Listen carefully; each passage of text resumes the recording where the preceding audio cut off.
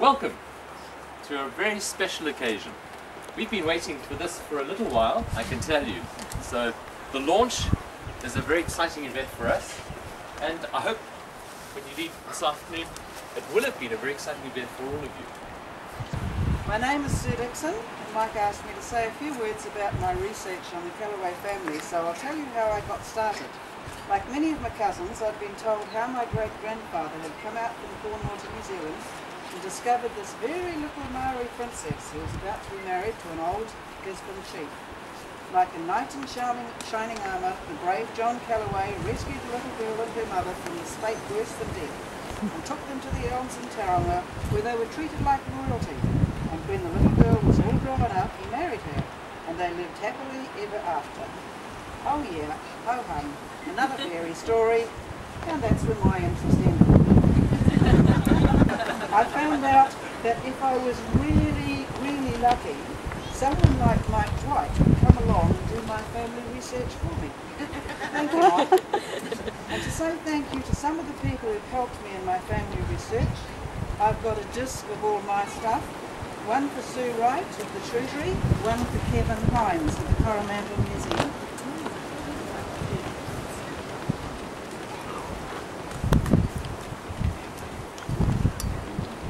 I'd like to come and get you. Oh, yes. Oh, thank you.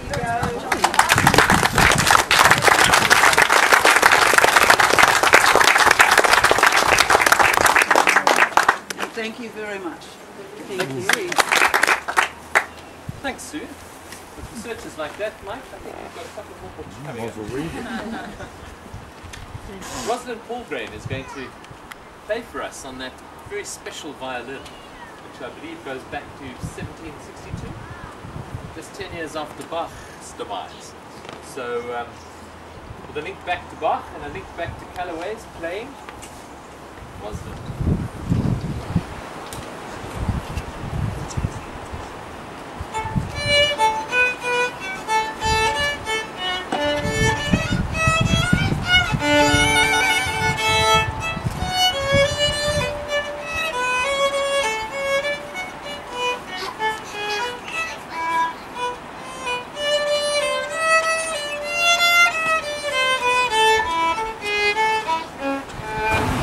Now, I've got the pleasure of introducing Richard Sowers,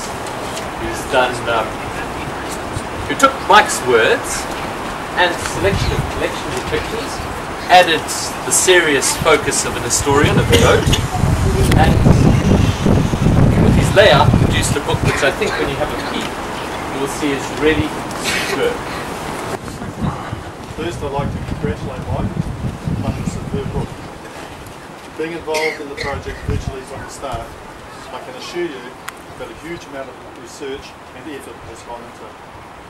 What Mike started with only filled a few pages, but by his enthusiasm and leaving no stone unturned, he tracked down every avenue of Callaway's life, resulting in a well-rounded, easy reading, well illustrated and absorbing biography. The book is the first about Maori in the Boer War. Mike's probings tell us that Walter Callaway was a very special person.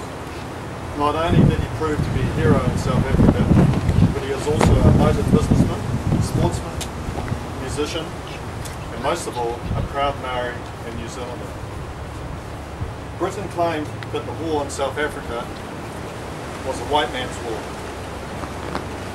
It does appear absurd that a few Maori troops from New Zealand should have drawn a response in London, considering the Imperial government used coloured and black troops from elsewhere, and especially after Imperial troops came face to face with elite and accomplished Maori fighters in the New Zealand wars just a few decades before.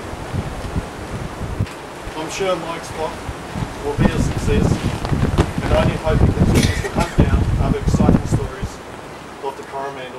maybe with a South Africa, New Zealand connection. Well done, Mike.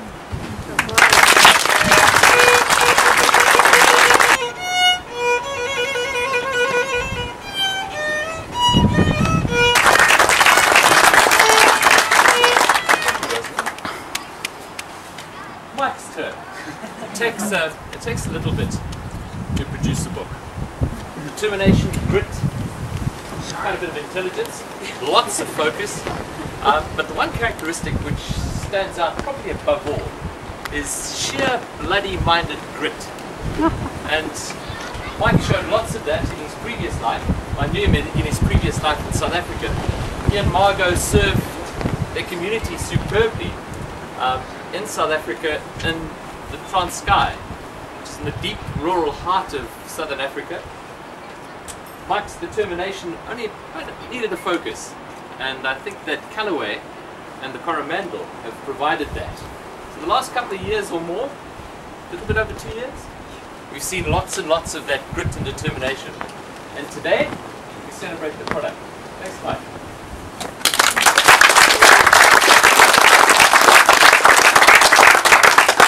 Gamana, Gareo, Garangitira Mai, Nahari Mai. Wang Kalikile, Abashlobo, Arko Mama.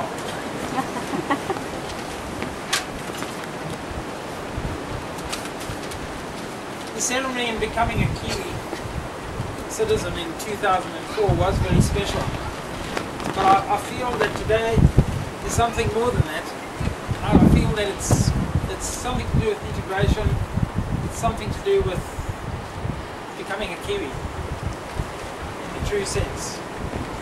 I feel that the heritage that my family, that's in my family, that's in my country, South Africa, that I brought here is now being woven into the heritage of the rich tapestry of New Zealand, and that's what makes it so special, and I certainly feel very part of New Zealand as a result of this process of writing the book.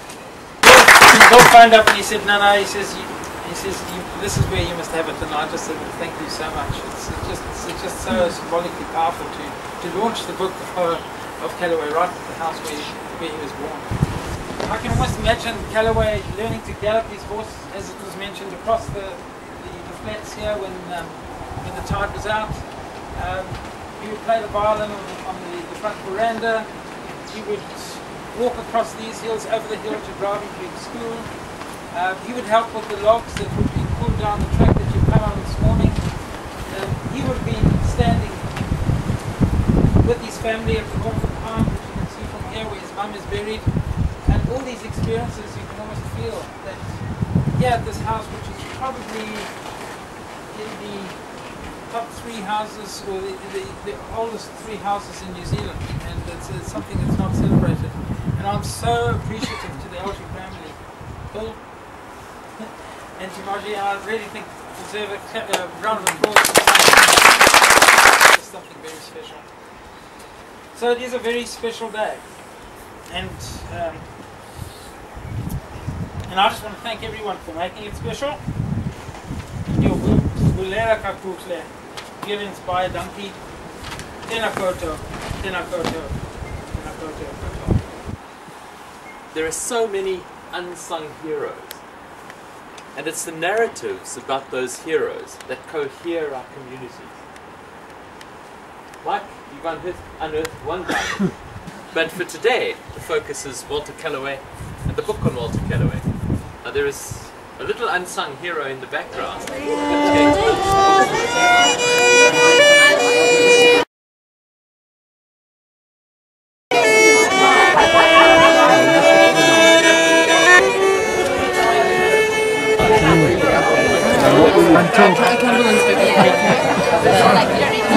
Yeah. Did you see the little head walking as close to the boat during the... No. Oh, really?